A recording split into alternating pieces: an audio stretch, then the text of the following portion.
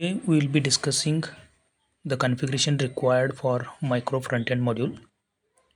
We will be importing module federation plugin which is available in Webpack package. So that we will be importing it here. The name is module federation plugin.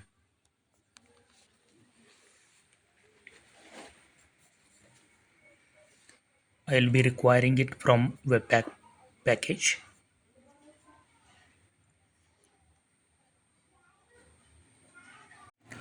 And here goes the rest of the Webpack configuration.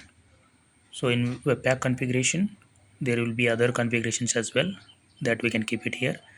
And plugins is an property which takes an array of plugins. Here we are importing module federation plugin, which in turn takes certain parameters that we will be discussing one by one.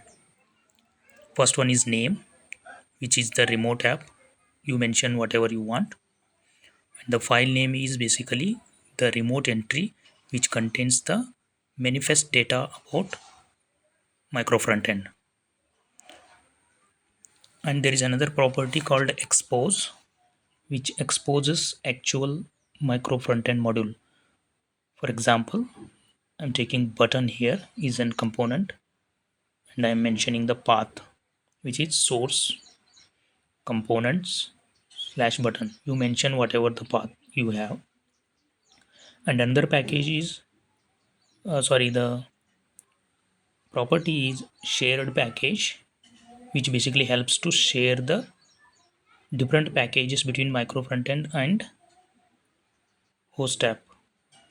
For example, React and React DOM. You can mention it in an array, or else if you need a detailed configuration, we can have it as an object. For example, we can mention the package in curly braces, React, and attributes like singleton true. This means this flag indicates that only single package is used between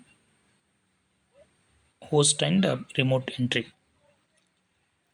A required version you can mention whatever required version you want, and same thing I will replicate for React DOM as well, because React DOM is also a singleton, so that can be used in remote MFE and host application as a singleton, meaning only one package is shared between both remote micro frontend and host application.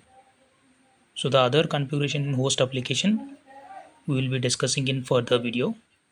Thanks for watching.